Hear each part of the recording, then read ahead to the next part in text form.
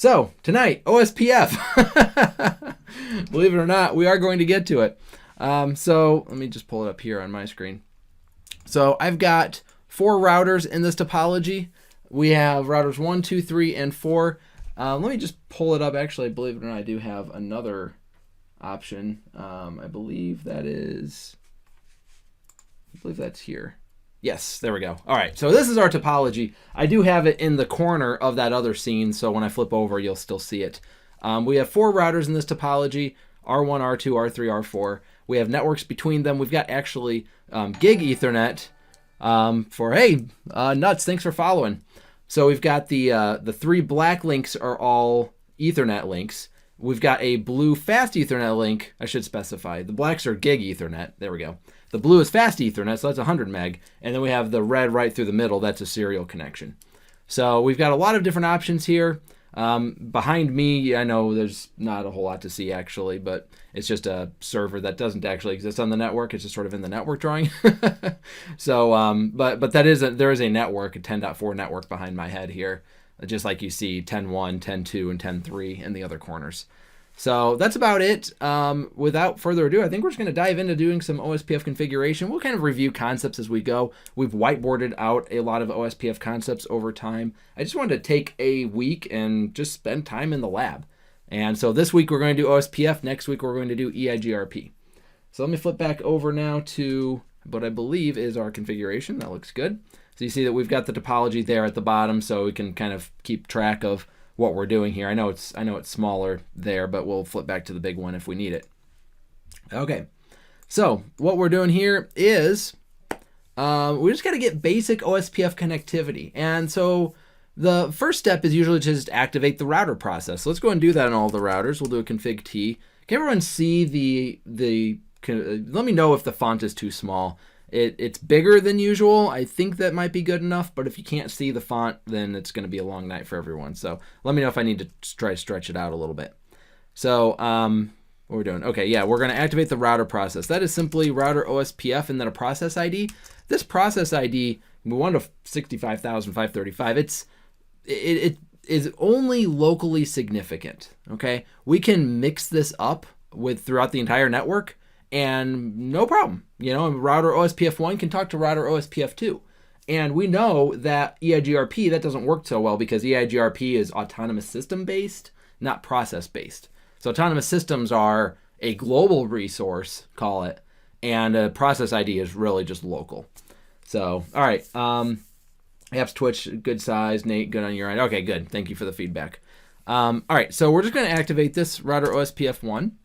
And we'll flip around and we'll just do this on all of these. So config T, router OSPF1, router 3, config T, router OSPF1. And should we mix it up here? Let's do a config T, router OSPF 100. Boom. We're going to prove that what I just said is true. If we just did router OSPF1 everywhere, we'd never know. You got to try to break it, otherwise it's no fun. Okay, so how do we activate links on an OSPF network? Well, there are 2 primary ways of doing it, and I have my preferred method. But a lot of people, when we think about activating OSPF, you might be thinking about those network statements. And I've gone on the record before and said, hey, you know, these network statements they're misleading. They don't tell us what we think is happening. So let me do a quick show IP brief here. Let's see what IP addresses we have on this router. Do show IP.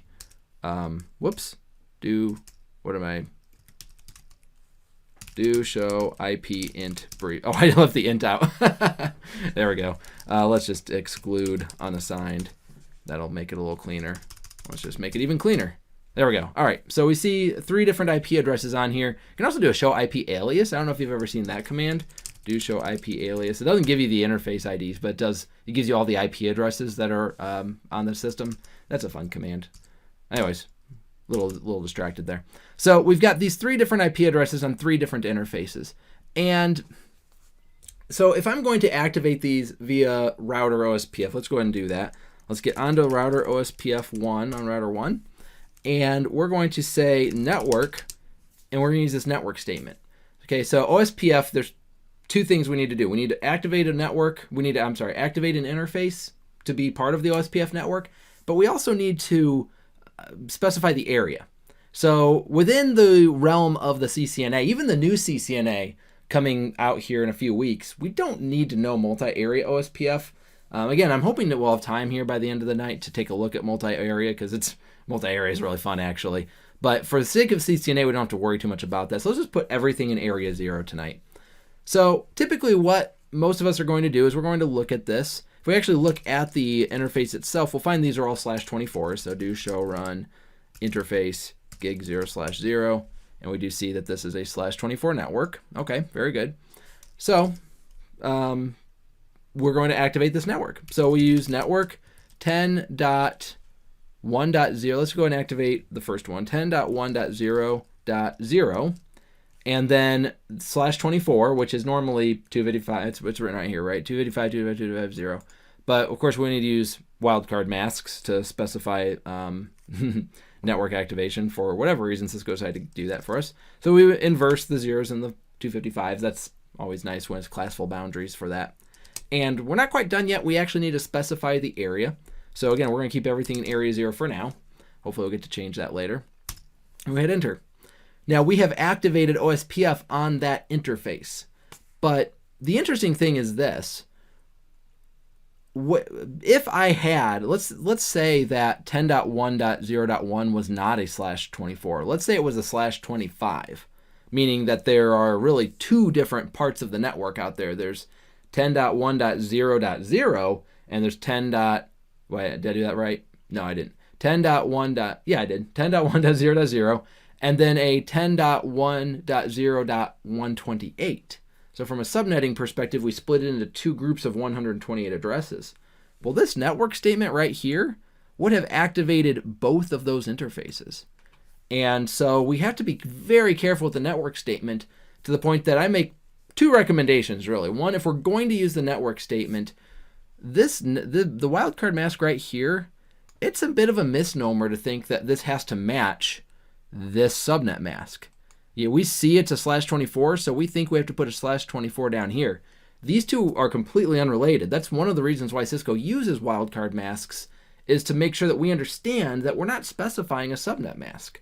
Wildcard masks are different than subnet masks in that the ones and the zeros can be intermixed. We don't have to have a bunch of ones followed by a bunch of zeros or vice versa with subnet or with wildcard masks.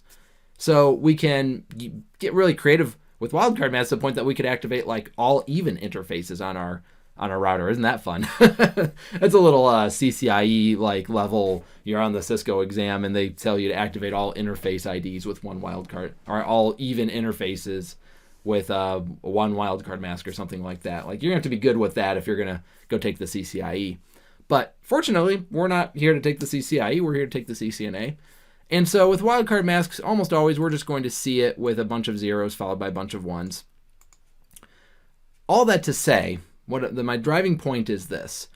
All this network statement does, I want you to think of it like this. It's activating interfaces. And I say interfaces plural because one network statement can activate all of our interfaces.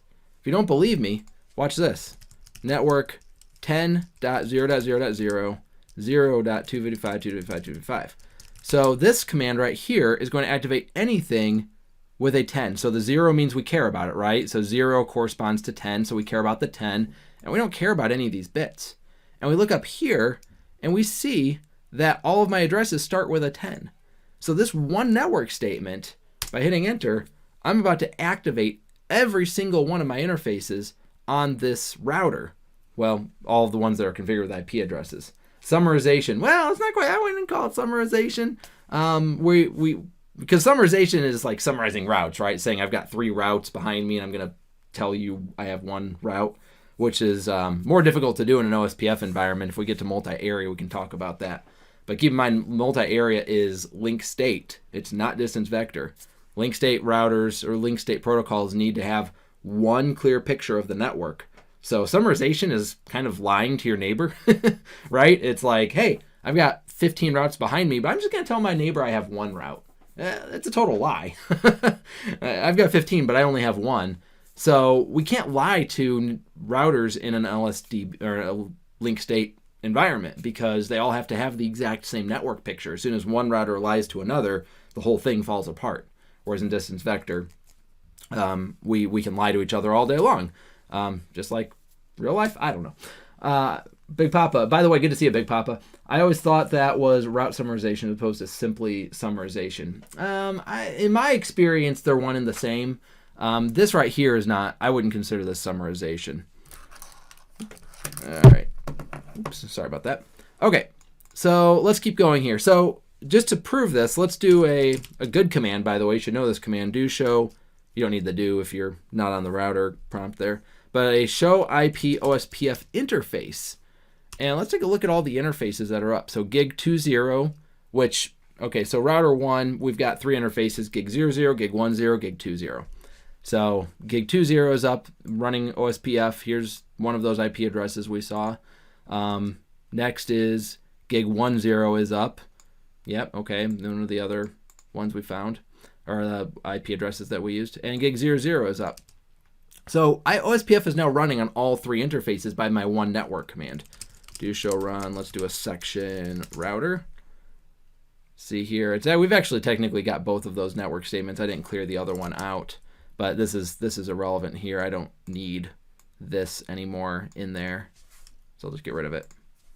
Do show IP OSPF interfaces, and they'll see there's 1, there's 2, and there's 3. So we still have all 3 of them in an OSPF active state even after I cleared that one out. So that network statement, well, the point I absolutely want to drill home is that the network statement activates interfaces, not networks, which is why it's such a terrible name, because it's literally, the word network is in it. We're not targeting these IP addresses. We are targeting this interface. So what the router does is it looks for over all of its interfaces and says, okay, what interfaces fall into my network statement? So again, let's do this.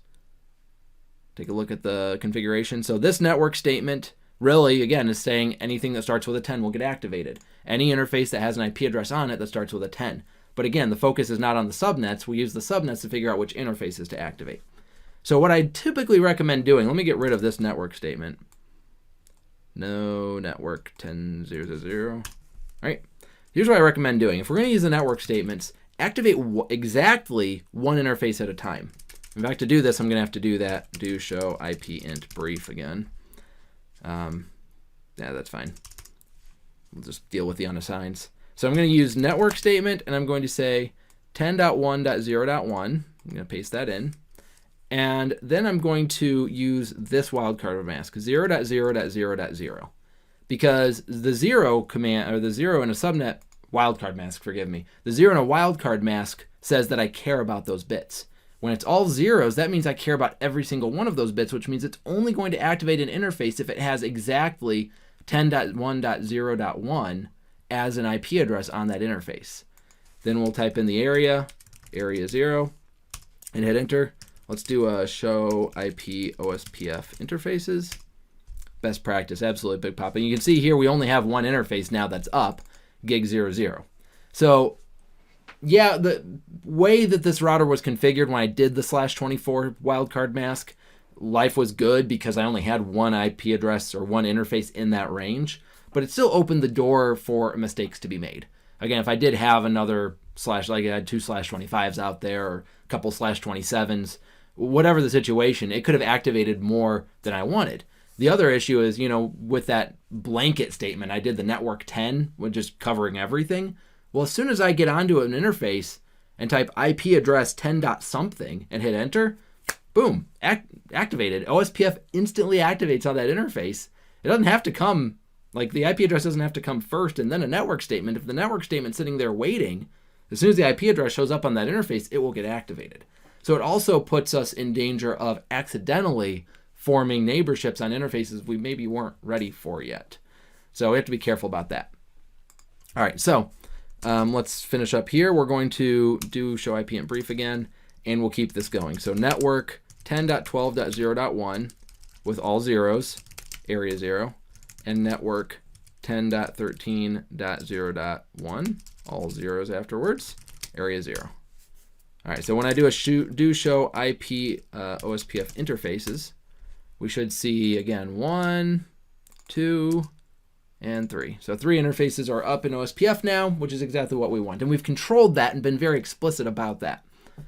So all that to say, I don't like the network statement. Like if I could, I would never use it in a configuration scenario.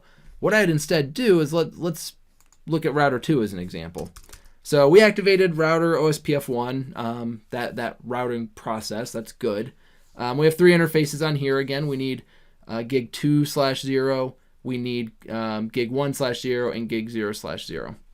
So we're going to do the same thing, except we're not going to use that network statement. The way we can do this is simply by getting onto the interface, doing interface gig 00, for example, and we use this command, IP OSPF 1, that would be the process ID, area 0, and we hit enter, and that's it. We don't need network statements. We don't need wildcard masks. We've accomplished the exact same thing by leveraging this IP OSPF area command on the interface. So if I do show IP OSPF int, I should see that I have one interface up in OSPF, and I do. So that's great. So let's do that to the other two. This is super easy. Int gig 1/0, and we'll just do the same command. Whoops, IP OSPF 1 area 0. And the last one was gig 2/0, which should give us a neighborship or an adjacency in OSPF lingo. Let's see if we get an adjacency on this link. There we go. So this interface gig 2/0 on router 2 is connected to gig 1/0 on router 1. So in that drawing at the bottom of your screen, I know it's a little small to see, but these are the 2 routers on top talking to each other at this point. So yeah, this command is way better, and I highly recommend using it in practice, in production, wherever. It's just better. You know, the weird thing is, not weird probably, but like, I think the network statement, again, Cisco really saw those wildcard masks as being something that would be used more, and they're really not. We talked about this when we did the subnetting course, that, you know, a wildcard mask, what's different about it, I mentioned it earlier, 1s and 0s can be intermixed, and you can like target 13 different addresses with one wildcard mask that aren't even all next to each other. It's really weird how they work. But we never use them for that. We just take the subnet mask and invert it, right? 0 to 1 and 1 to 0. And so, you know, but it just didn't work out to use them. So moving to IPv6, Cisco mandates the use of the IP OSPF area command on the interface, and for EIGRP as well. Now, the downside in all of this is that EIGRP for IPv4 does not have an interface level command. So you're stuck using network statements in EIGRP for IPv4, but you can just make sure you use the 0.0.0.0. Apps Twitch, why does it work without the network statement? That was the first time you're seeing it this way. Because again, what the network statement does is very misleading. I'll say that again. It's tricking us into thinking that we're targeting networks. All the network interface is doing is figuring out which interfaces on the router it can activate OSPF on. So if it's activating OSPF on an interface, then it's going to send hellos out that interface. 2 things, right? It's going to send hellos out that interface, and it's going to advertise that interface as part of the OSPF domain. Okay, so we want both of those things to happen in some cases, but in other cases we don't want both of those things to happen. So we'll talk about that in a moment. But either way, we have to think about it as if all we're doing is targeting interfaces in an OSPF network. All right, so hopefully that makes sense. Once an interface is active, again, we do the hellos and we do the advertising that link into the OSPF environment. So yeah, no network statements needed. The only, check this out, do show run. Let's do a section on OSPF. The only command, the router OSPF 1 is just sitting there. There are no subcommands. Usually you see router OSPF 1 and then a bunch of network statements under it or something, right? We have yet to actually do anything like that. All right, so let's go ahead and finish this really quickly by bringing routers 3 and 4 up. We'll just do the interface commands for this. So router 3, we've got interface gig 10, IP OSPF 1 area 0, int FA, there's our fast Ethernet link, IP OSPF 1 area 0, and interface gig 00. So we're seeing some OSPF neighborships come up, or adjacencies. It's funny, did anybody notice that? OSPF uses adjacencies, which I think is a real word, right? Adjacency is a real word. And then EIGRP uses neighborship, and neighborship is not a real word. I guess that's because of Cisco. Oh, hey, this is a fun one. Remember we made router 4 be router OSPF 100. So let's see if this works. It better, because I told you it would. So if we go to interface gig 00 and do IP OSPF 1 area 0, there are no routers out that link, so we're not going to get a neighborship on that, or adjacency again. All right, interface fast Ethernet 4/1. So we should get OSPF on this. IP OSPF 1 area. Oops. Oh, I just caught myself. Remember that process ID. Don't get too muscle memory here like I just did. IP OSPF 100 area 0. So I'll have to go back to interface gig 00 and do no. Yeah. Let's see. So Control A takes me back to the start of the line, so I can just quickly throw a no in there and then do IP OSPF 100 area 0. But we do see that that it came up. Interface gig 2/0 and same command. Big pop-up neighborships. There's one I didn't see on the exam. Tell me if I'm wrong about that, but like that's in my experience. EIGRP has neighborships. OSPF has adjacency. BGP has peers. It's like we've all got different words, it seems like, but I mean, it's all potato. Just we all know what we're talking about.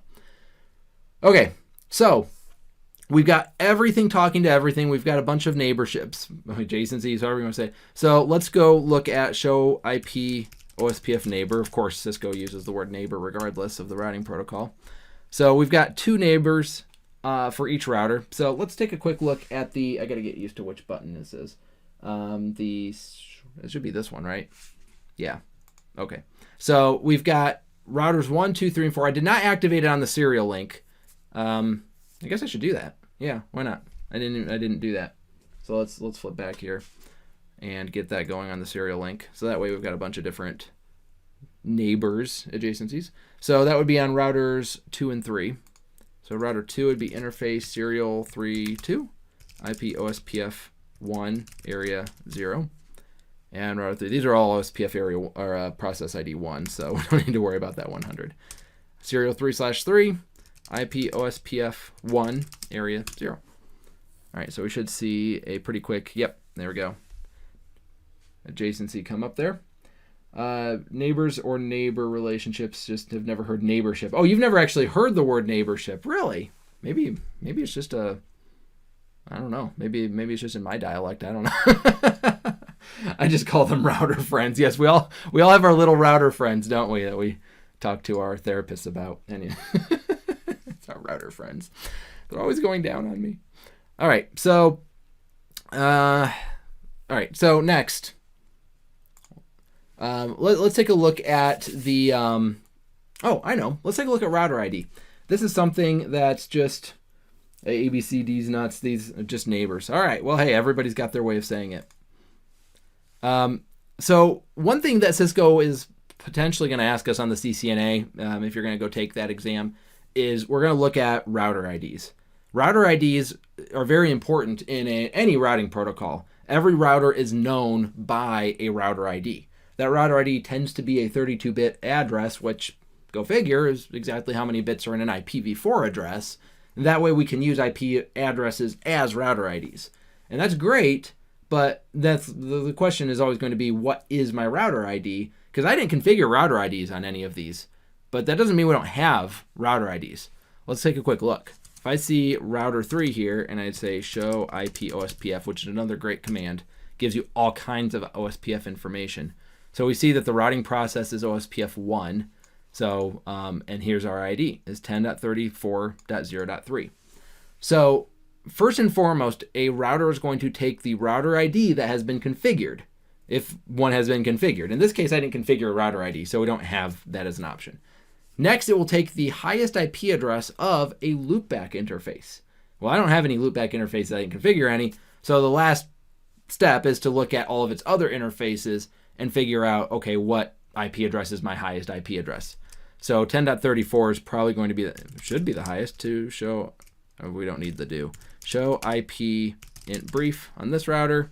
So we've got, yeah, so 10.3, 13, 23, 34. So 34 is the highest number. That was why it was picked. So let's do this. Config T, router OSPF 1. All right, so I'm going to have to pause and think about that every router just to make sure. All right, so router ID. Oops, router id. And it's going to ask for it in an IPv4 address format because that's usually how we refer to router IDs, and that's good. So with router 3, let's just make it 3.3.3.3. Okay, and right, it gives us a little hint here. If I do a show IP OSPF and take a look, say, well, wait a second, the ID is still the old ID. What's going on there? Well, the router ID cannot change in the middle of running OSPF. It's already got all these adjacencies. It's talking to its neighbors. It's advertising routes. It's known throughout the entire environment as 10.34.0.3. Let's see that in action. If I look at router 1 and I look at the IP OSPF database, which is a really good command. There's a lot of good commands tonight. So we see that these routers out here are known by their IP address. So here's 10.34.0.3. Router 1 across the network knows of this router, 10.34.0.3. So we can't just change IDs in the middle of running it or it'll throw everybody off. What we can do is we can give it a little jolt, we can say, all right, you know what? Let's just restart the OSPF process. So clear IP OSPF 1, we got to specify the process ID, and for whatever reason we specify the word process here. And are you sure you want to clear the process? Yes. Now this, be careful with this in production, okay? You see, it just took all of our router neighborships down and brought them all back up. Highest active interface IP, Big Papa. Yeah, but again, if you have a loopback interface that's lower than a physical interface, it will take the loopback first because it'll always take the highest, well, not the highest, it'll take your configured router ID, then it will take your highest loopback, and if you don't have any loopbacks, then it will take your highest physical IP address. So you can't just say it's straight up the highest IP address. That would be too easy. So now let's just should have had enough time to reload. Let's find out. Show IP OSPF, and indeed we have an ID of 3.3.3.3 now. So if for whatever reason there's a scenario question or what have you, Cisco's like, hey, this is the scenario and you're looking at this router ID and it needs to be changed, and so you change the router ID and it's sitting there not, just think about that. Think that through. We have to know the order that we get the router IDs from, and then we also have to know that we have to recycle OSPF in order to come up with a new router ID. So the best thing to do is just to, as soon as we did router OSPF on each of the routers, it would have been best if we just configured a router ID at that point, and then it would have been there. So that's usually best practice, but again, I forgot to do it. We all forget to do it a lot. All right, Twitch, what's the worst that can happen in production when clearing it? Okay, so when you drop all of the adjacencies, the entire network, that propagates the entire network. So the entire network thinks that your router is down right now from a routing perspective, because it is, because it just shut down all of its adjacencies. So all of the routes were just lost. Now we saw very quickly it came back online. So in a small environment, you're going to drop pings regardless. If it's a larger environment, the ripple effects can be worse, but worst case scenario, if you do a clear IP OSPF in the middle of production, again, it's going to come down to some number of lost pings. Something we'll notice out there, and generally speaking, we shouldn't be doing anything that's going to drop a ping in production unless it's during a maintenance window. So Big Papa, yes, but if a physical interface has a higher IP, but it's not, you're specifying that it has to be active. Yeah, if it's shut down, it will not use it. Thank you very much. That's a very good point. Okay, I thought you were specifying. Yeah, I misread your comment. So thank you for clarifying. You are 100% right. Okay, so that's router IDs. Let's go ahead and take a look at, I think I want to look at passive interface next. Boy, let's go ahead and do this. Let's flip back over here. I can't resist doodling at least a little bit. Y'all can see this, right? All right, hold up. Yeah, that looks good. Okay, good. So, change my color here. I don't know what color I should use tonight. Purple? All right. So when we activate these interfaces on router 2, what we're doing are, again, two things. One, we're going to start sending hellos out all of these interfaces. So hellos this way, hellos this way, and hellos this way. So those hello packets are how we form adjacencies with other routers. So hearing hello packets coming from router 1 and hearing hello packets coming from router 4 down here, this is how adjacencies are formed. The other thing it does is it throws those interfaces, those networks, into OSPF. So now router 2 is going to tell its neighbors that, hey, I've got, for example, this right here. The reason that it's a big 12 circled is because it's 10.12.0.0/24. So I've got this network because it's attached to me on this connected interface.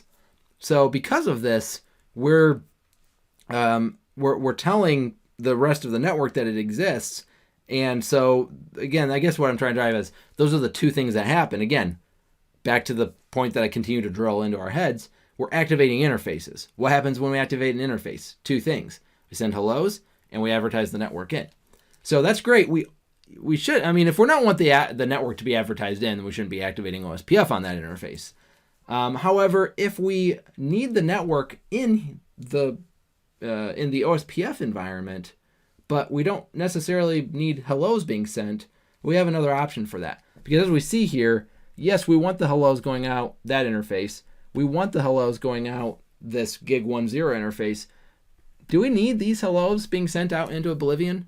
And these hellos are being sent every 10 seconds, right? Or whatever we configure our timers for. And so we don't want to be sending hellos constantly out into the network and having the network have to drop that traffic. For one, it's just traffic that doesn't need to be there. But for two, if somebody were just to plug a router in up here, then all of a sudden we might accidentally form an OSPF neighborship, and we didn't want to do that. So we have what's called passive interface. This passive interface concept is to say that I want to advertise, this is 10.2.0.0, I know you can't really see that, 10.2.0.0 network /24. And so I want to advertise, I want like router 3 down here in the bottom left, I want this router to know that this network up here exists, but I don't need to send hellos.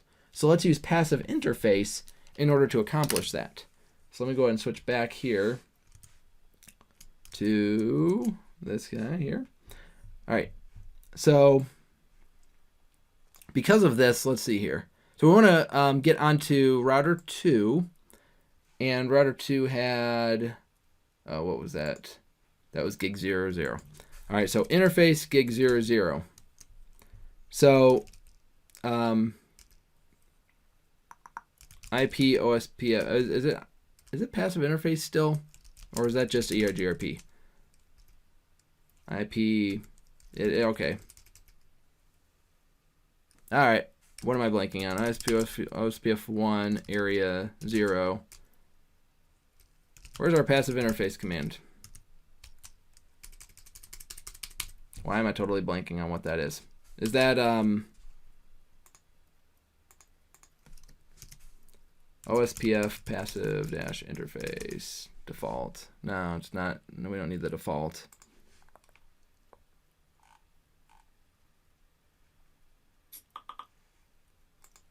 I guess it's just well, is it just passive interface? No? Well, router OSPF 1. I know we can do it on passive. Oh, it is here. I apologize. I'm used to, you know what I think I'm thinking of is IPv6, because I believe IPv6 is configured on the interface. But either way, yeah, tell me about it. Where's Alexa for Cisco commands? All right, so it's just right here. So passive interface, then we're just going to do it gig 00 like this.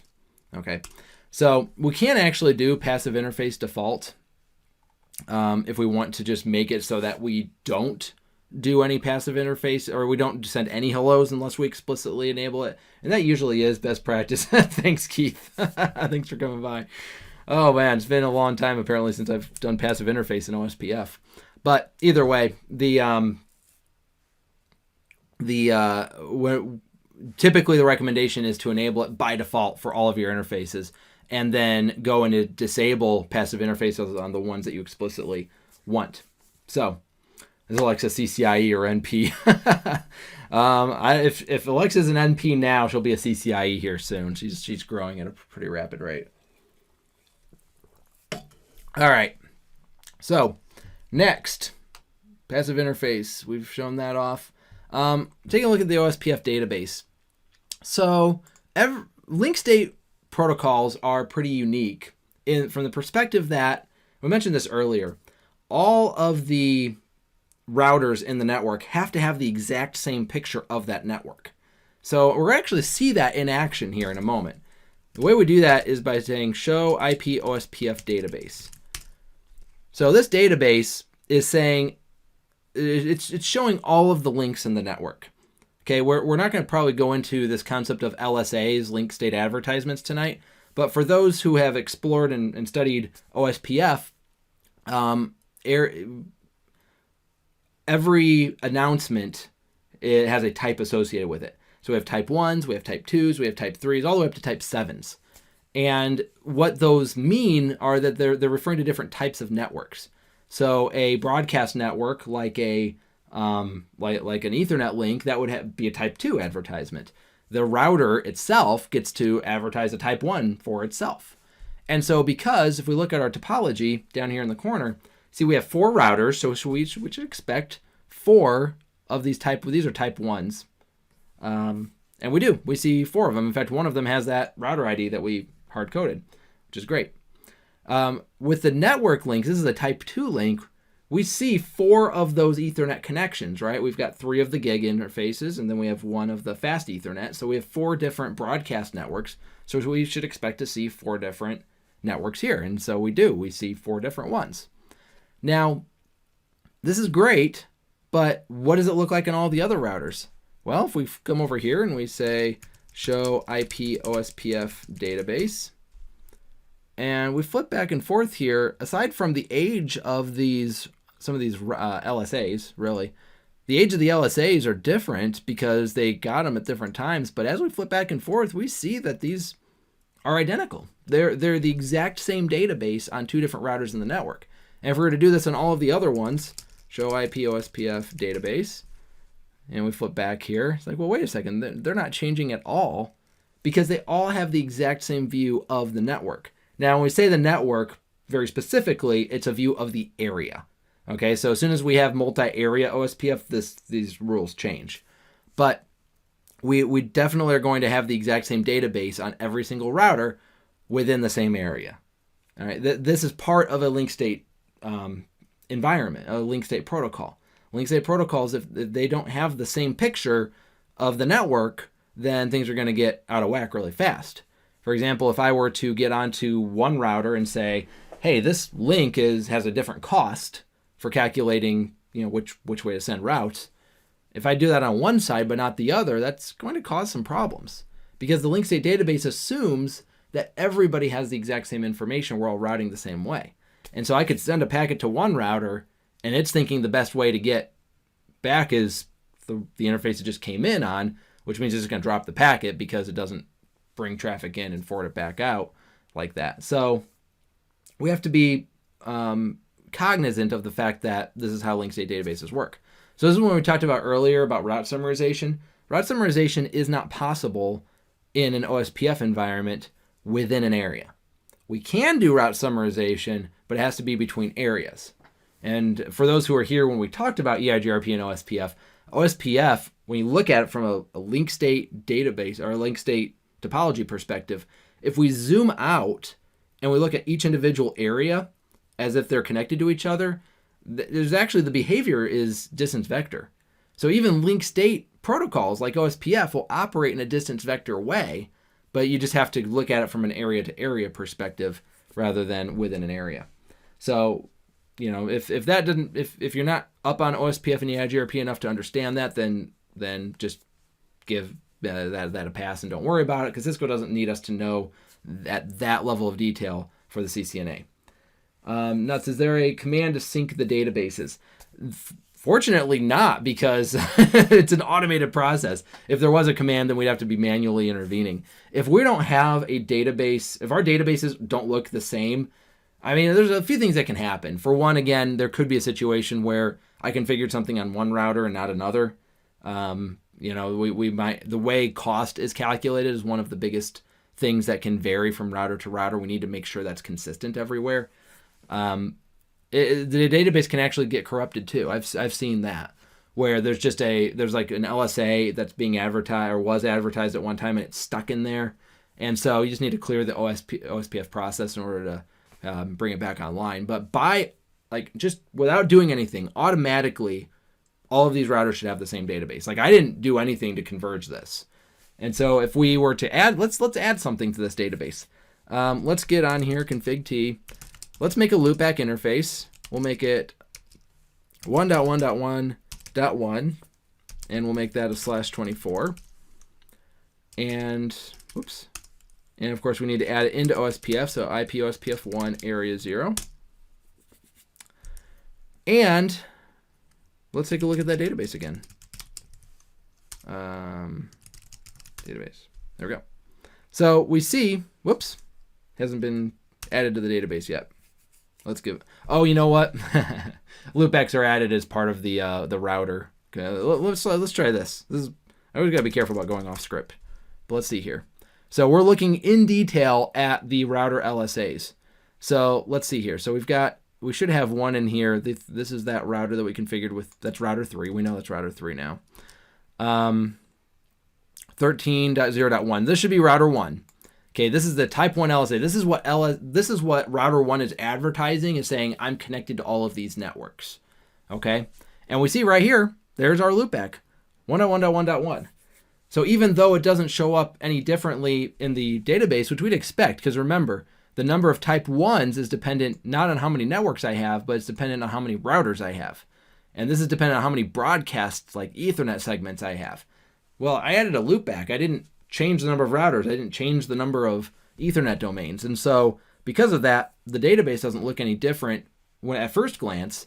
But when we look in detail, we do see that this probably said number of links was 3 beforehand, right? The 3 different Ethernet connections. These 10.13s, probably the next one is the 10.12 and 10.14. Oh, 10.1, okay. So, oh yeah, because it's not connected to router 4. That's just the other one. All right, so we went a little fast on that, but the database has changed, okay? The moment I added that loopback into the network, I changed the database. So let's go look at any other router, router 3. Same thing, I'm gonna look at in detail at those type 1s to see what router 1 is advertising. Show IP OSPF database, the router types. Type 1 LSAs are called router LSAs. That's why Cisco's calling them routers instead of type 1s. We need to find the right router. So this is router 3. That's no good. Let's look for, okay, here's router 1 because it ends in a 1. We know it's router 1. And here again, number of links 4. And we've got that loopback. So automatically it got added to the database for every router within that area. All right, got a couple of questions here. Show the LSA for router 1. Okay. Yeah, sorry, I didn't see that, but I think we ended up doing that, right?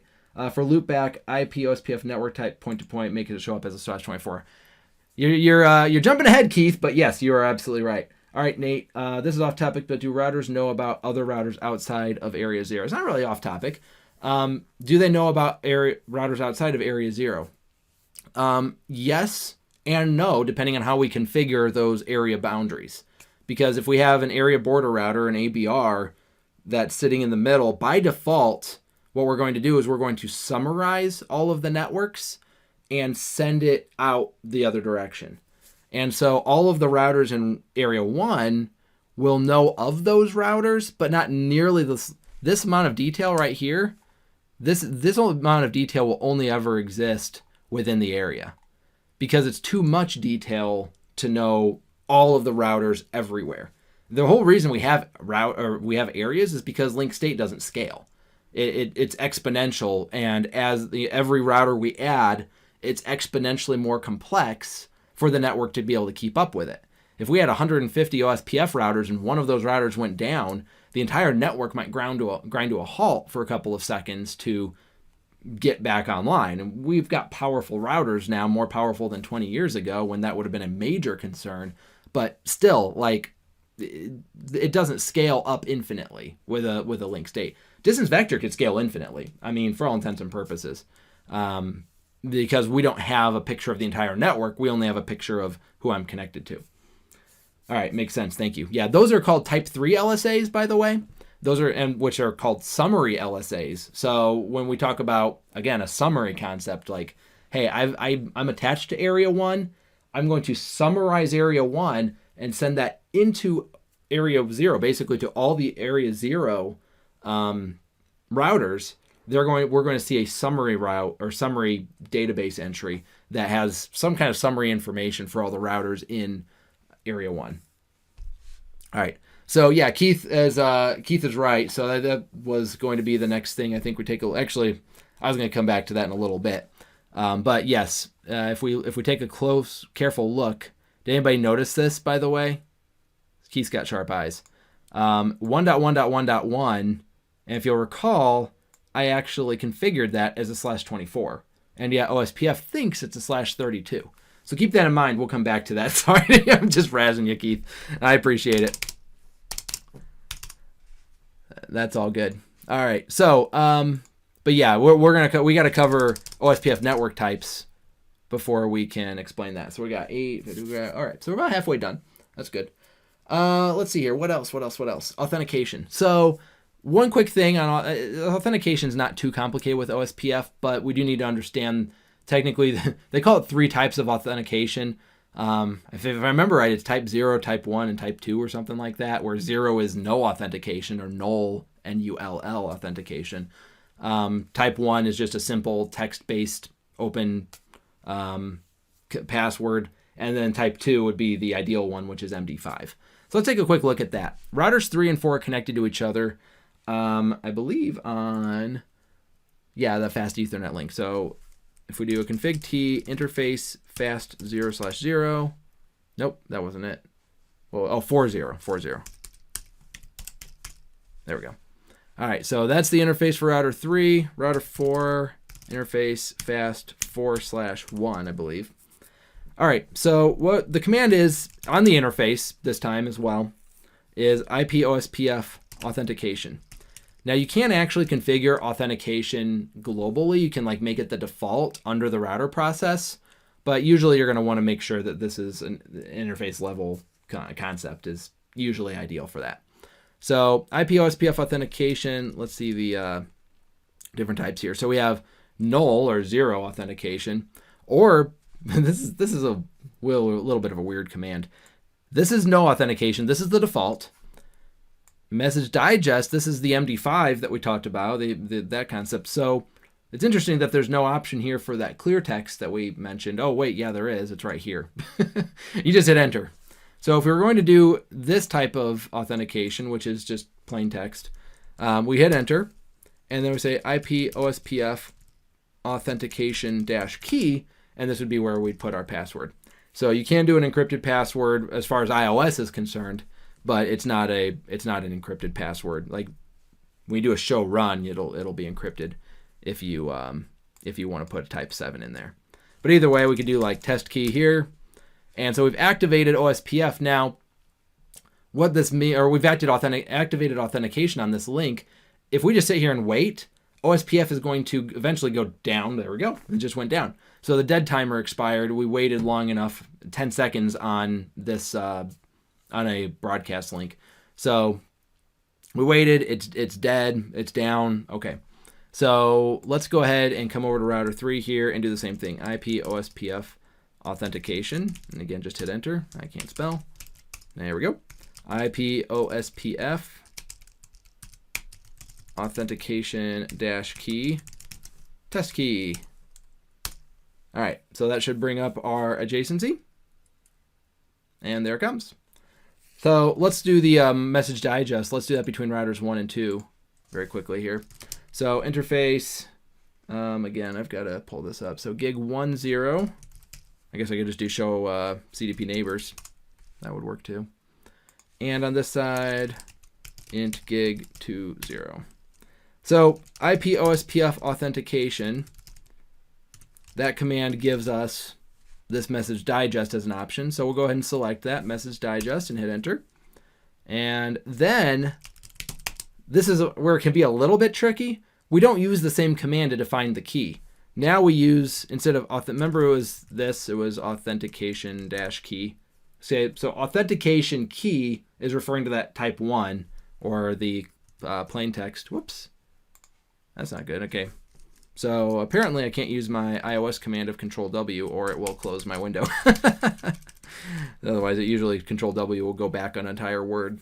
So IP OSPF message digest key, that would be the what we need. And the other interesting thing here is if we hit question mark, it's going to ask for a key ID. So we actually need to specify a key ID that does need to match on both sides. So we can pick any ID, just pick one for now. And then we'll do, actually rather than test key, we'll call it MD. Actually, I think we have to specify MD5 first, don't we? I don't know why. Message digest, we already specified it once. MD5, now we specify the key, MD5 key. All right, whew. Let's just copy that. And go over to router 1. We're going to paste that in, but we gave it the key. We haven't actually activated it yet, so IP OSPF authentication. Whew, almost blanked there. Authentication, and then message digest. There we go. So if all goes well, there we go. We've got our adjacency back up. So in network, I don't see a whole lot. Like when I've consulted for various networks, I don't see a ton of authentication out there for OSPF, but by all rights, it's something we should do. The only real reason to avoid it is if it's really a trusted network, like it's fiber between your two lines or something like that, or two buildings. And I understand it's complex, right? It's just one more thing that you have to worry about if the network has gone down and can't figure out why. Did somebody change the key? Did somebody, did we have to replace a device and we forgot to bring the authentication online on the other side and the first side is expecting it? So I get that we don't always configure OSPF authentication, but at the same time, you should probably consider it. I mean, anytime it makes the network more secure, the better. And of course, if you're going to secure it, use the MD5 version. Do not use the normal authentication methodology.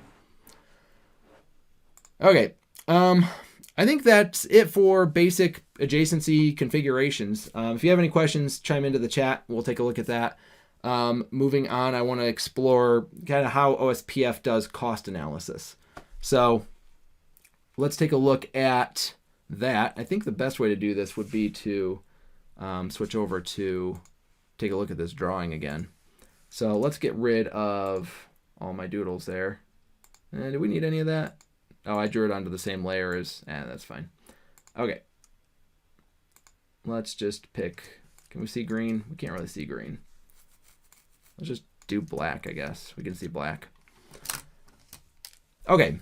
So cost analysis. So the way OSPF deals with the cost of links is truly with a concept called cost. Okay, EIGRP uses the word metric, OSPF uses the word cost. They basically mean the same thing, but the nice thing is about the way they use the words differently, when they use the words differently, it helps us remember that they're actually calculated very, very differently. Like metrics for EIGRP are usually in the millions. I mean, they have a very complicated algorithm for figuring out what a metric should be. Whereas cost is truly 100% either configured on a link or it's based on the bandwidth of the link. So when we're doing a cost analysis, let's say these links are maybe a cost of, I'm just making up numbers here right now. Let's say it's like 5, 5, 10, and 10. Okay, so when a router here, this guy, router 3, needs to decide which way to send a packet, actually let's say the serial link here in the middle is 20 as well. Now we have to decide which path to go. So we're going to look and see, okay, well, this costs 5 to get there, and it costs 5 to get here. If I'm trying to get to this 10.2.0. whatever network, that it's going to compare that to 10 and 10. Sorry, it's going to compare 5 plus 5 to 10 plus 10 and realize that 5 plus 5 is shorter. Okay, so that's really all there is to it. Link state, again, as a link state algorithm, it's going to look at the entire picture. I mean, for all intents and purposes, it's got this picture inside of its head. I mean, when we look at this picture and we draw some temporary costs out there, we can run the analysis in our own heads and figure out which path is the fastest way. Well, I mean, It's using math. It's using Dijkstra's algorithm. If you've heard that phrase tossed around a few times, it's weird. It's like Dijkstra. So if you haven't seen that, then you'll study it at some point. But Dijkstra's algorithm is what it runs to figure out exactly what we just did using our eyeballs, which is what's the fastest way through the network in order to get to a particular route. That's what it does to enter routes into the routing table. So let's go ahead and flip back over to that. You know what's fun is, well, I don't know if fun is the right word, but when I was in school, I took a networking class before I even knew what networking was. I was going to school for electrical engineering.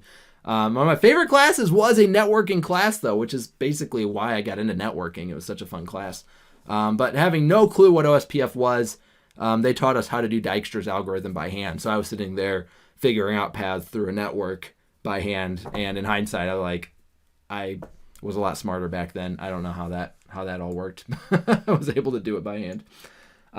Nate, so it just adds the speed of all the links if the cost is based on speed of links. Okay, Keith already answered. Thank you for that. Yeah. So we do need to pay attention to the direction. Keith mentions that it's an outbound direction. So anytime you're looking, let me just flip back actually to that to clarify. So anytime we're looking at a cost of a link, oh, I lost my layer. Hang on. Let's go ahead and change it to, I don't know, pink stood out a little bit. Yeah, there we go. So if the cost of this link is 5, again, I'm making up numbers here. We'll look at the actual cost in a moment. But if the cost of this link is 5, it's really looking, when it's trying to figure out what my path is to go here, it's going to take what this router, well, okay, I'm going to hit the pause for a second. What I was about to explain was the way distance vector works, and it really is different in link state. So I'm going to leave distance vector for next week because that's EIGRP. Let's really look at how it's doing it from an OSPF perspective. Okay, so there's a link here. There's a link here. Let's say they're both 5. And believe it or not, there's actually a link up here as well. So let's say that this link up here has a cost of 10 or what have you. So it's going to calculate through the network to figure out exactly how much, what the cost should be. Because really what I'm looking at is the ingress numbers, or from Keith's perspective, when he said outbound, he's referring to the direction I'm going to send the traffic, because I'm about to send that traffic that way. Right? Data plane and control plane kind of go against each other a little bit. I receive information about routes this way, and I send my routes that way. So yeah, it's, with distance vector, this is a bigger deal because the links can have different costs on them. Because again, distance vector, we all lie to each other and we just say whatever we want. And so I might have like a metric of 5 here and a metric of 10 here with distance vector. So we have to pay attention to which number matters. That number is what matters to this router. But with OSPF, with link state, we don't have to worry about that because, again, we all have the exact same picture of that. So let's go ahead and look at, I want to look at the, hang on. I know I got too much going on here. We're going to take a look at what the cost looks like. There we go. All right, so let's do a show IP OSPF. Oops, let's just do a show IP route. Let's take a look at the routing table. All right, so good old routing table. We see that we've got a bunch of OSPF routes in here. Let's just go ahead and clean this up. We'll just say show IP route OSPF. That'll only give us the OSPF routes. And as we can see here, we've got 2 numbers, 110 / some other number. Now this 110 should look a little bit familiar if we've studied administrative distances. That would be, again, the administrative distance of OSPF. So we'll always advertise, or it'll always post in here the administrative distance for OSPF. Okay, good, Nate. I'm glad you're squared away on that now. The next number is going to be the cost or the metric in EIGRP's case or what have you. So we're going to be looking at that as for sort of like how to get through the network. So if I were to send a packet from this router to this network right here, the 10.2 network, which is attached to router 2, hence the 2 in there, I'm going to send any packets or any traffic to this. That route has a cost of 2 to get to, and it has my next hop. So all of this information right here is very important. Shows me what interface I'm going to go out, This would be the interface that's directly attached to router 2. We see that the next hop is router 2 because this IP address ends in a 2, and in this lab environment, the last number tells us what router ID it is. So we see some router 3 routes, for example, and here I'd send this to router 3. We don't see any router 4s in here because, well, actually we do because, oh no, I was going to say we don't have any connection to router 4. Oh, we don't. No, I was thinking the serial link is between 2 and 3.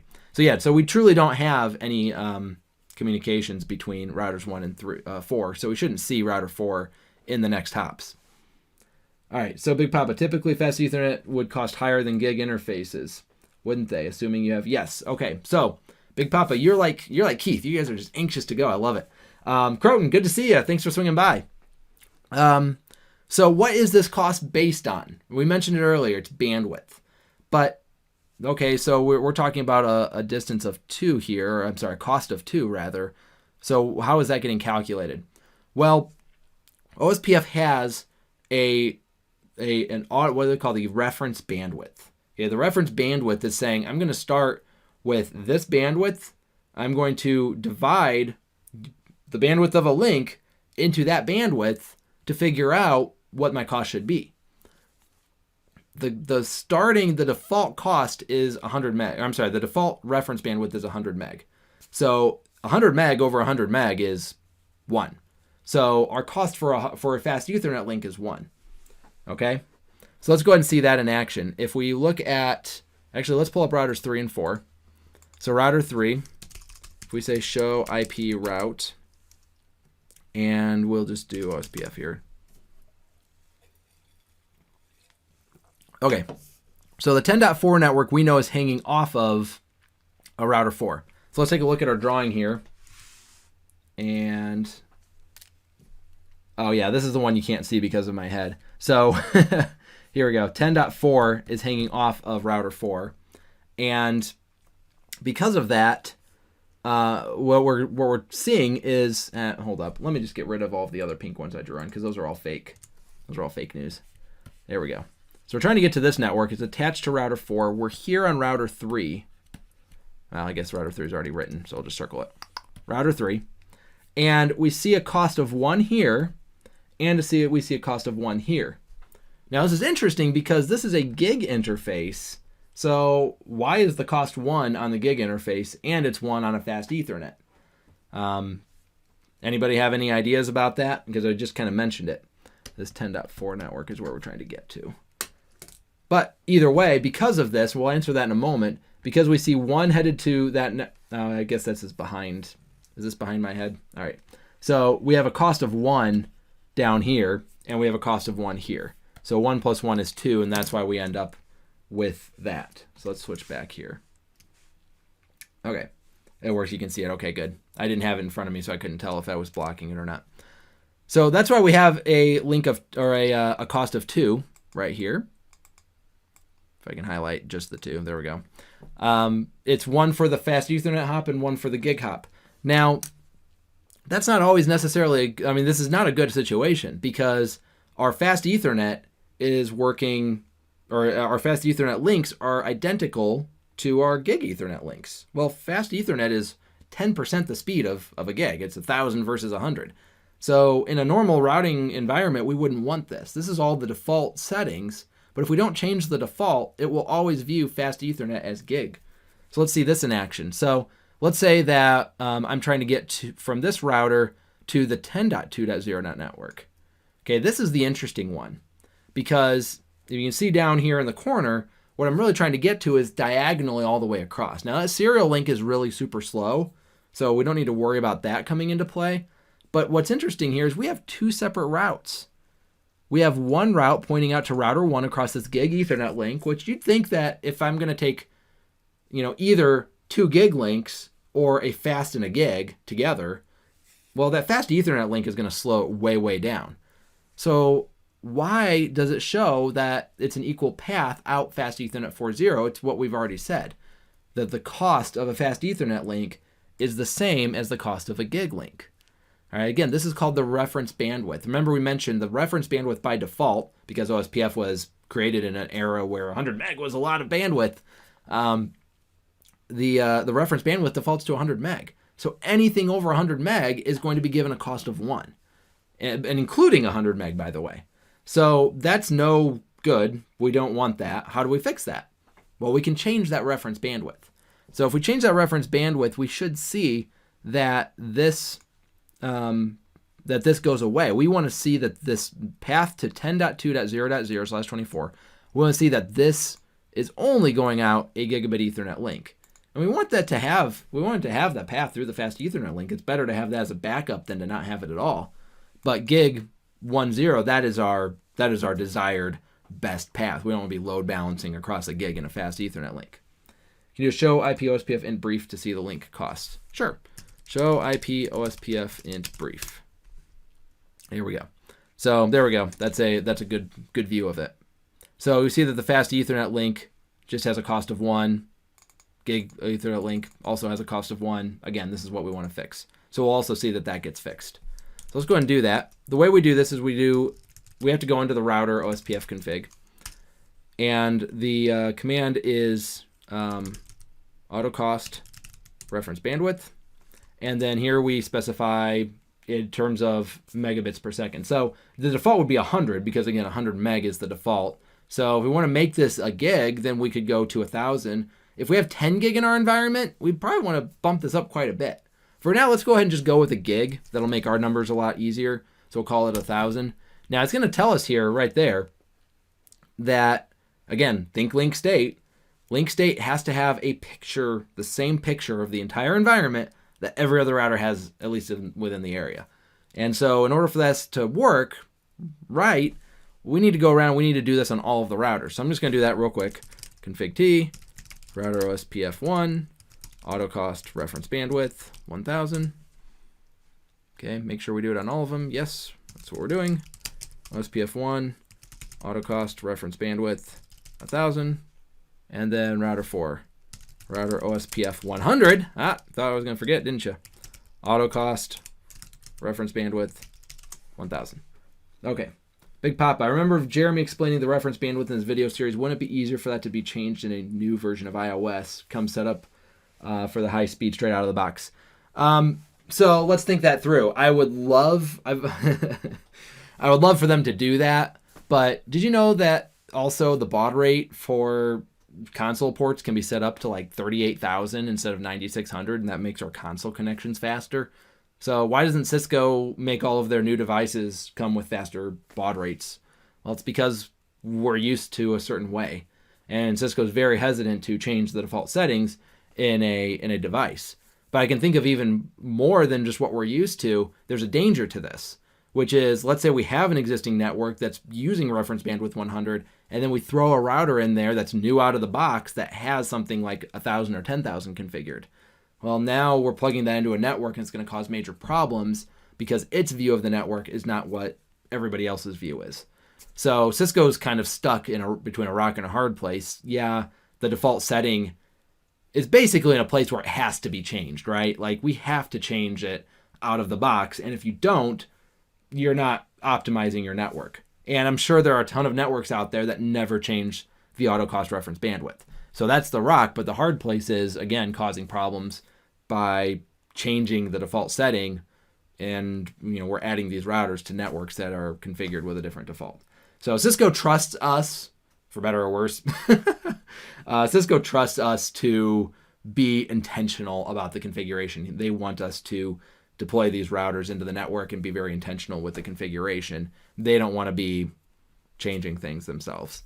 So yeah, there's a lot of things that they could, and by all rights should update on in iOS, but it's always a hard conversation. Okay, so let's get back to router 3 and see if indeed things have changed. Let's first of all look at that. Here, we'll just back out. Look at that show IP OSPF interface brief.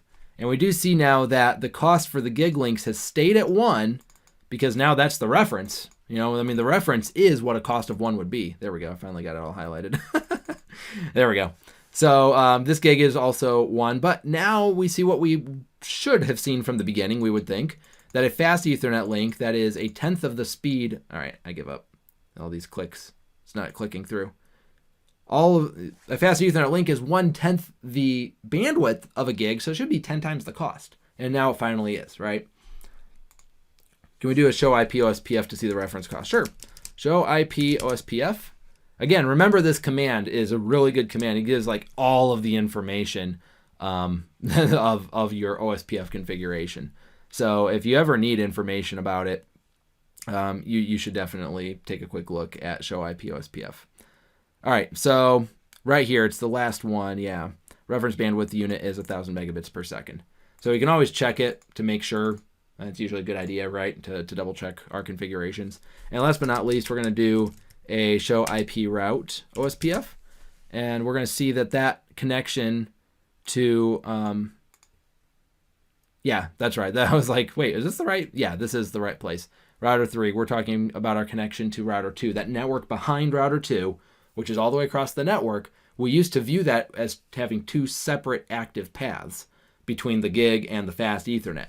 Now we see that the fast Ethernet's nowhere to be seen. We see it's nowhere to be seen in the routing table because we're not sending any traffic that way anymore. We're only going to send that traffic up to router 1 via that gig link. And so all of these next hops are router 1. We see lots of .1s in there, which is, well, again, what we would want. And the same interface, we're throwing out a gig interface 1/0. So, yeah, thanks, Keith. Those are good verification commands. I tell you what, one thing I love that Keith does in his labs within the CPT Nuggets library is he really puts an emphasis in these labs on not using show run. Sometimes even removes your ability to use show run. We have to get used to these other commands because there's way more information in here. Even the routing table, I mean, this is great. But look, I mean, when you're comparing that to, the show IP OSPF, there it is, this specifically, where we're seeing the actual cost, which, by the way, I didn't even point out, but remember that serial link I mentioned? Oh, yeah, the serial link is a cost of $647 now. So, I mean, a very high cost for a very slow link. That's what we should expect. But, I mean, this information right here is huge. We have to derive that information from the routing table, or it's explicitly stated there. Show IP OSPF interface, again, gives all of the information, even the authentication type. I don't think I actually showcased that, but if you do a show IP OSPF interface, what do we do? Fast Ethernet 4/0. This is the one that's using that simple password, remember? We're not using MD5 on here. So that would be the authentication that we're using on this particular router. Whew, okay, so we're, of course, we're out of time almost. We've got about 15 minutes. We're going to talk about OSPF network types. We're not going to be able to get to multi-area OSPF, unfortunately, tonight. Real quick, these nuts. So if you have a 10 gig, how would you set up the value? So at a minimum, you'd want to set it up to be 10,000 because 10 gig is 10,000 meg. But you might want to consider not locking yourself into that because you might deploy a 40 gig link. 40 gig is pretty common, actually, in the data center, especially these days. You might deploy a 100 gig link eventually. I mean, there was a time where we thought 10 gig we'll never need 10 gig, and now we've got 10 gig everywhere. So we might have 100 gig everywhere one day. I mean, it's bound to happen, right? And so you might just want to set it up as high as you can. Just make sure, when I say as high as you can, like not like 100 million, but like make it at least 100 gig, if not maybe even a terabit per second. Because it's going to propagate down in such a way that all of these links, fast Ethernet, serial links, all of the slower links, we're going to see that all of those automatically adjust their costs. And as long as you have the same reference bandwidth throughout the entire network, it doesn't matter what you use. Just use something that you're not going to catch up to anytime soon. Video keeps cutting out on my end. Need better QoS. Yeah, I desperately need to pull a hard wire into my office, so that might be on my end. Every now and again, it seems like that happens. You're hearing the audio all right, though? It's just the video that locks up, because I think I've seen that in some of the recordings as well. Just hear it. Got it. Yep, you got it. Nate, good to see you. Thanks for swinging by, as always. Have a good time at your small group there. Big hop of the cost will still be covered. I'm not sure. Is that a reference to... we have some at work. Okay, sorry, I'm just catching up here. All right, so what we're going to do... Oh, yeah, network types. Okay, so network types, there are 5 main network types in OSPF, and we see right here, actually, I did the show IP OSPF interface command. we see them called out here, this network types. Okay, the network types define a couple of different things for us. For one, it tells us what timers we want to use, because we actually OSPF has two different types of timers. It has short timers and long timers. And so the short timers are like 10-second hellos and 40-second dead time versus much higher. If I remember right, is it 30 or 40 and 120? So I should have looked that up. But either way, much longer on other network types. And so, in a typical network, most of what we're going to see are broadcasts and point-to-points. Broadcasts are any network that supports broadcast communications. So Ethernet's a most common example there. Point-to-points would be something that doesn't support that. It's truly a connection between one router and another router, and that is typically your serial links. We do have loopbacks as an option. So actually, this is where what Keith brought up earlier is going to come into play, that we have a network, what was that, router 1? So if I do a show IP OSPF interface loopback 0, yeah, right here, network type loopback. So we do have a loopback type. We do have a couple of non-broadcast options as well, and those are primarily used with frame relay. So I think that's getting phased out of not only life, but Cisco exams. But that is something that you'll have to pay attention to. You'll have to look at some of those non-broadcast, multi access non-broadcast, those NMBAs or whatever. Big Papa, both lock up together. Eventually they work out. My other comment was a play on the idea the lower bandwidth links will adjust. Oh, yeah. Lower bandwidth of links, and if you have 100 gig links, the lower links won't get used to anything. Goodbye frame relay was a fun decade. Wasn't it more than a decade, Keith? Like almost a half a century. It seems like it's been around. But yeah, frame relay's been dead since I entered the industry almost 15 years ago, and we weren't talking about frame relay at that point. But it's been on Cisco exams ever since, it seems like. All right, so it also changes. These network types actually change the way that OSPF behaves. Okay, so essentially what it needs to do is figure out, can there be multiple routers on this link, or can there really only be one other or zero other in the case of loopback? So with the loopback, we know there's no other routers on this. It's just me. Okay. Meanwhile, we go back to router 3 and take a look, and we've got this broadcast. And a broadcast has to assume that there could be lots of different routers, lots of OSPF routers on this link, because it's a broadcast domain. We could have 50 routers on here. We don't know. And point-to-point, that's actually on this as well. So let's do a show. Did I activate OSPF on the serial link? Show IP in brief. Okay, serial 33. Show IP OSPF int S33. So we're not using show run. We're using show IP OSPF to find out. And yes, we did activate it. Okay, good. So this is a network type of point-to-point.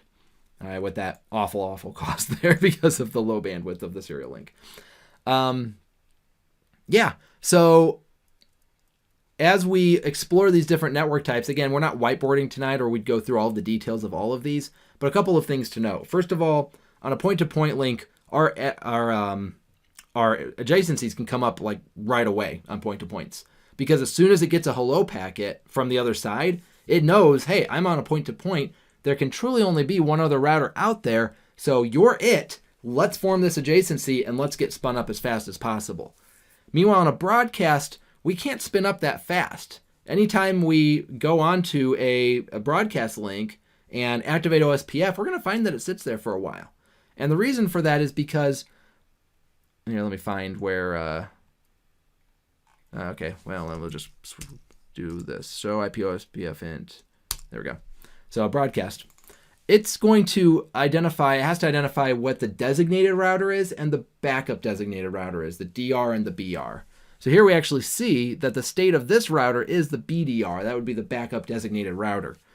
Again, we could think we could have 50 OSPF routers on one broadcast link, and all 50 of those routers, in order for all 50 of those routers to share updates with each other, they'd have to have a full mesh of 50 connections. That would be, I mean, it's way too much, right?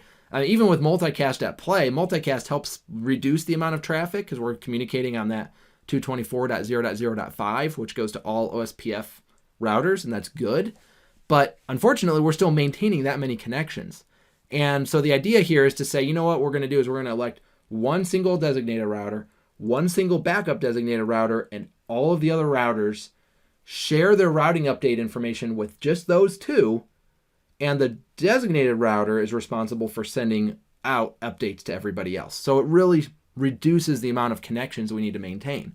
And of course, if the DR goes down, the BDR will step into its place and we'll get a new BDR behind it. And I mean, there's a whole election process. That's what this priority value is for. So a broadcast link is going to have that DR concept. So if we want to control the router that's going to be the designated router, for example, on this router right here, it lost the election. The priorities were probably tied, but it's going to go by the router ID. Again, it's going to be the not the router ID. It's going to be the IP address on the interface. Whoever has the highest IP address. And so because .4 is higher than .3, .4 won. All right. So if we do the same thing on this side and we say show IP OSPF OSPF interface fast /1, no accent mark at the end. So it's the DR, and so we tied with priority because priority 1 is the default. Higher priority wins. Highest router ID. Oh, it is going by router ID. I thought, oh, okay, good to know. I trust you, Keith. I thought it was the link IP address. Okay. So yes, router 4 has the higher router ID. Well, especially now that we made router 3 start with a 3 instead of a 10, right? So let's go ahead and make router 3 the DR. What we need to do is do a config T, get onto that interface, and this IP OSPF 1, this should be, IP OSPF priority command, and we can configure it 0 to 255. Now 0, it means you're never going to be the DR, but anything higher than that means that you could win the election.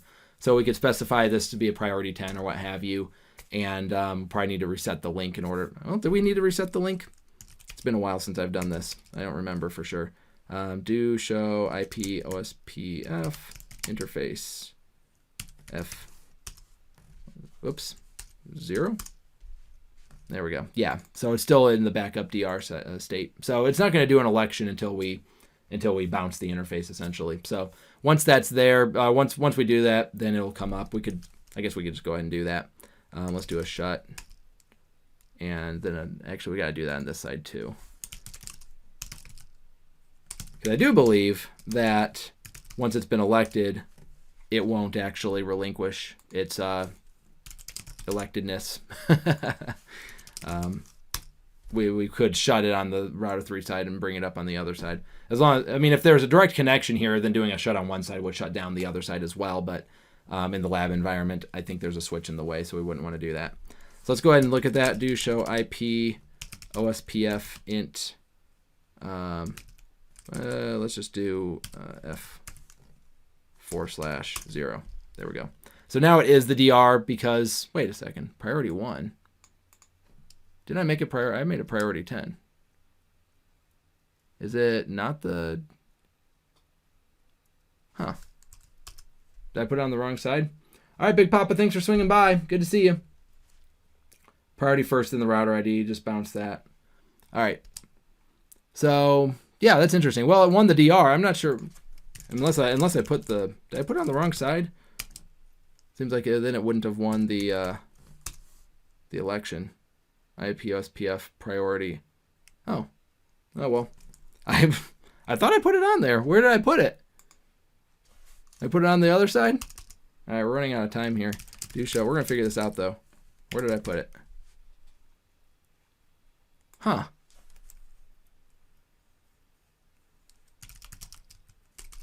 Let's just do show, interface. The curious thing is if it's running priority 1, but it won the election because it is the